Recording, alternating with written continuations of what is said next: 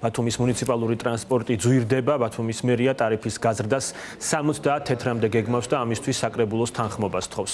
ამ დროისთვის ბათუმში მუნიციპალური ტრანსპორტით მგზავრობის ფასი 30 თეთრია. გადაწყვეტილების ერთ-ერთ მიზეზად მერია საწვავის ფასის გაზრდას ასახელებს.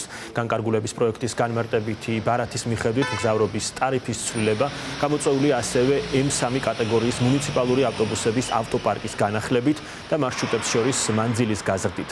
ელო ძლიერ საქართველოში ამბობენ, რომ ტარიფის ზრდა აჩვენებს ოცნების რეალურ განზრახვას, როდესაც ამტკიცებს, რომ თითქოს სურს ხალხს ცხოვრება გაუიაფოს. ამ კამპანიის ნაწილად სახელდება ეგრეთ წოდებული ბრძოლაც პროდუქტებზე მაღალ ფასებთან.